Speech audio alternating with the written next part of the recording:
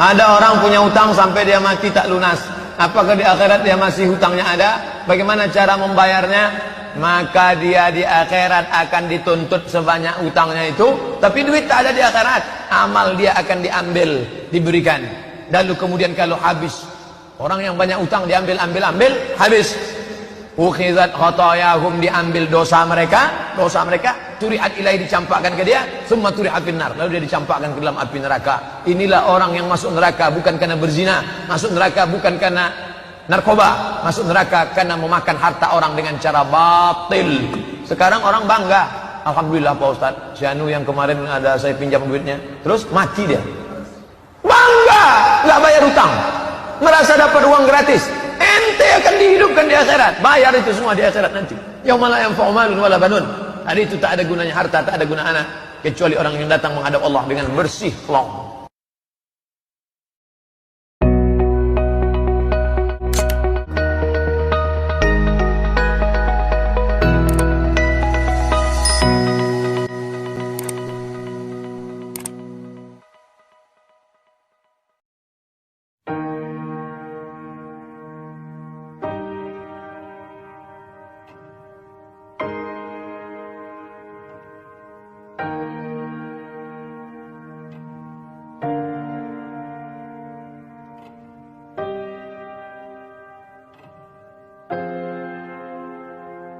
Apa pandangan Ustadz mengenai amalan berhutang?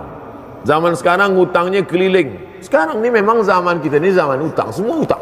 Rumah hutang, kereta hutang. Satu-satunya yang cash bini dia saja. Andai mufti membolehkan bini hutang, mungkin dia, aku terima dengan mahal RM1.000 hutang gitu.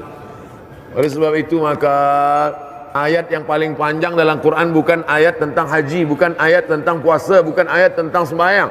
Al-Baqarah 282. Ya ayyuhalladzina amanu, wahai orang beriman, idza tadayantum bidainin ila ajalin musamma, kalau kamu ada hutang piutang saya dibayar sampai masa tarikh tertentu, faktubu, tulislah, wal yaktub bainakum katibun bil adli, hendaklah yang menulis itu seorang penulis yang adil, wastashhidu syahidaini min rijalikum, hendaklah bersaksi dua orang lelaki.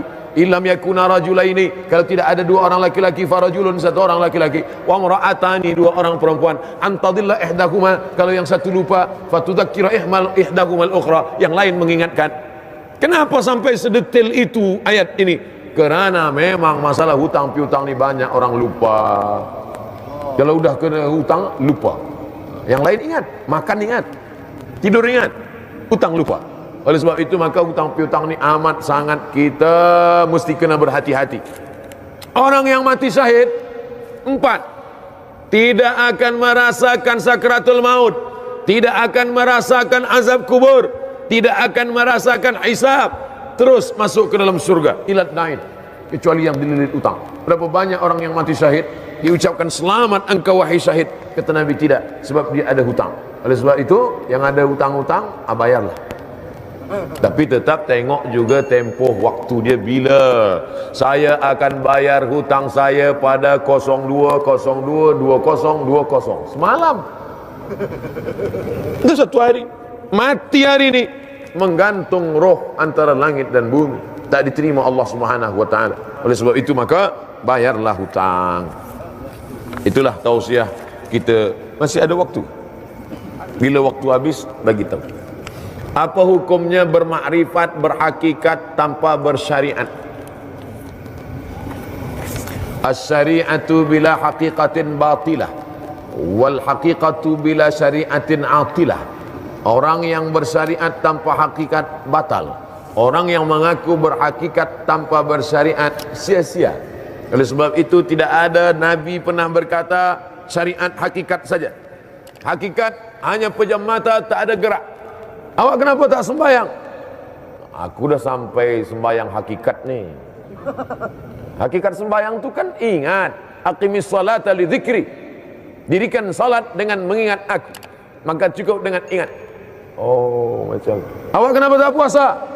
Nah, itu puasa orang syariat. Saya puasa hakikat ni. Kenapa awak tak pergi haji ke Makkah? Itu yang pusing-pusing di Kaabah, tawaf sa'i, itu orang syariat. Saya ni hakikatnya. Nanti bila makan, Yang kasih dia makan. Awak tak makan? Saya nak syariat. Kalau memang betul semua hakikat, tak usahlah makan. Kenapa pada saat ini dia pilih syariat? Syariat ni cara, jalan. Maka dalam Islam tidak pernah Nabi meninggalkan syariat salat. Nabi disiram dengan air 5 gerkirbah. Kirbah itu kulit kambing yang dijahit diisi air. Manakala Nabi sakit, pengsan, disiram air. Terjaga Nabi. Manakala Nabi terjaga, apa yang dia minta? Salat. Terjaga Nabi, buka mata dia minta salat. Maka dipapah, digendong, kaki dia terjuntai di bawah. Fadl bin Abbas, Abdullah bin Abbas, Abbas bin Abdul Muttalib, Sayyidina Hasan, Sayyidina Husain, Sayyidina Ali membawa dia salat. Nabi yang Sayyidul Anbiya wal Mursalin tak meninggalkan salat. Hari ini ada orang mengaku sampai ke maqam ma'rifat, hakikat tak lagi salat. Kalau tak salat, salat syariat hanya Ustaz Abdul Somad yang makamnya makam syariat. Aku ini dah sampai ke makam hakikat, menyatu dengan Allah. Oh, pada zaman dulu maka mufti mengeluarkan fatwa bahwa ini sudah mengeluarkan dia daripada ahlu sunnah wal jamaah. Dalam ahlu sunnah wal jamaah, akidahnya Asy'ari, fiqhnya Syafi'i, dengan tetap menghormati Hanafi, Maliki dan Hambali.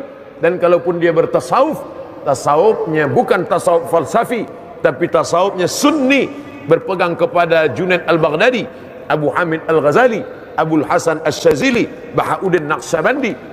Mereka yang melaksanakan syariat. Idza ra'aitar rajul, kalau kau melihat ada orang yatiru fil hawa, terbang di atas awan, yamsi 'alal ma, berjalan di atas air. Kalau nanti kau pandang, kau tengok, kau lihat ada orang terbang di atas awan, berjalan di atas air, la taghtar, jangan tertipu, jangan terpukau. 1000 kali dia mengatakan dia ahli ma'rifat, pandanglah bagaimana dia melaksanakan syariat. Maka mengaji. Saya kalau ada orang ingin mengambil baiat tarekat, ingin berzikir, ikut kajian, saya tanya siapa mursyidnya. Kalau mursyidnya Ahlus Sunnah wal Jamaah sesuai dengan tasawuf Abu Hamid al-Ghazali, kitab Ihya Ulumuddin, membaca kitab Ar-Risalah Al-Qushairiyah, Al-Luma' Imam At-Tusi, beramal dengan sunnah Rasulullah SAW, ikut. Tapi kalau tidak, walaupun jubahnya 4 lapis, karena ilmu bukan dinilai daripada jubah. Kalaulah ilmu dinilai daripada jubah, maka orang demam lebih tebal lagi jubah. Yang kita lihat adalah bagaimana dia mengamalkan akidah Ahlussunnah dan amalan-amalan yang diajarkan Rasulullah sallallahu alaihi wasallam. Assalamualaikum Ustaz. Waalaikumsalam warahmatullahi wabarakatuh. Adalah apakah ada fatwa bercanggah dengan Quran hadis? Boleh diberi, bagaimana, adakah fatwa yang bercanggah dengan Al-Quran Sunnah boleh diberitahu? Taraktu fikum amraini, ku tinggalkan pada kamu 2 perkara sahaja. Hadis riwayat Muwatta Malik, disebutkan juga oleh Imam dalam kitab Al-Mustadrak Al-Hakim. Ku tinggalkan pada kamu 2 perkara, in tamassaktum bihima, kalau kamu pegang yang 2 ini, lan tadillu abada, kamu tak akan sesat untuk selamanya. Kitab Allah Al-Quran wa sunnati, dan sunnah Rasulullah sallallahu alaihi wasallam. Dalam Sahih Muslim dikatakan Al-Quran wa itrati ahli baiti, ahli baitku, para habaib. Kenapa disebut ahli bait? Kerana mereka yang berpegang teguh. Alhamdulillah banyak para habaib kita. Di antaranya esok kita akan bersama dengan Habib Ali Zainal Abidin, belajar daripada Hadramaut Tarib Darul Mustafa Habib Umar bin Hafiz. Kenapa para habaib ini disebut dalam hadis Sahih Muslim? Apa kata Imam Nawawi? Litamassukihim bis sunnah, kerana mereka berpegang teguh dengan sunnah. Kalau kita tak tahu Quran, tak tahu sunnah, kemana kita bertanya? Fas'alu ahla dzikri, tanyalah kepada orang yang berilmu. In kuntum la ta'lamun, kalau kamu tak tahu. Alhamdulillah di Malaysia merata-rata banyak para alim ulama. Ada Jamiah Islamiyah Alamiyah UIA, Islamic International University, ada banyak sekali. Daripada alumni Al-Azhar, daripada Jordan, daripada Suriah, banyak sekali para alim ulama kita. Matta'anallah bituli umurihim, mudah-mudahan Allah panjangkan umur mereka dan kita dapat berkah usia mereka.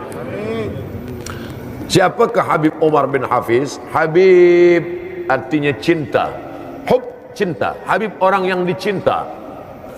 Nabi Muhammad SAW punya anak bernama Sayyidatuna Fatimah. Fatimah punya anak lelaki bernama Sayyidina Al-Husain. Husain punya anak lelaki bernama Zainal Abidin, Ali Zainal Abidin. Zainal Abidin punya anak lelaki bernama Muhammad Al-Baqir. Muhammad Al-Baqir punya anak lelaki bernama Ja'far Sadiq. Ja'far Sadiq punya anak lelaki bernama Musa Al-Kazim. Ja'far Sadiq Ada anak lelaki bernama Ali Al-Uraidi. Ali Al-Uraidi punya anak-anak keturunan bernama Muhammad bin Isa. Kerana dia yang pindah dari Baghdad ke Yaman, orang yang pindah itu disebut Al-Muhajir, orang pindah. Maka disebut dia dengan Muhammad Ahmad bin Isa Al-Muhajir. Dari Al-Muhajir inilah lahir cucu cicit keturunan As-Saqqaf, Al-Haddad, Al-Jifri, Al-Attas, Barakbah, bin Syihab, ini semua. Maka kita kenal ada besar Profesor Sayyid Naqib Al-Attas, di ujung nama Al-Attas, itu termasuk daripada As-Syihab atau As-Sam, tapi biasa ditulis As-Sagaf, sebenarnya As-Saqqaf. Ini semua adalah daripada Hadramaut Tarib. Mereka datang kemari mengislamkan negeri-negeri Melayu. Mereka menjadi ulama, bahkan menikah dengan kerabat, kemudian sebagian mereka menjadi sultan di beberapa kawasan daerah. Maka mereka ini adalah keturunan zuriat Rasulullah SAW. Dan hari ini di antara yang masyhur di antara mereka adalah Al-Habib Umar bin Hafiz, pengasas Darul Mustafa Hadramaut Tarib. Murid-murid mereka ini yang datang. Di antara murid mereka yang sampai kemari adalah Al-Habib Ali Zainal Abidin. Banyaklah ikut tazkirah-tazkirah, ambil manfaat daripada habaib-habaib Ahlus Sunnah wal Jamaah.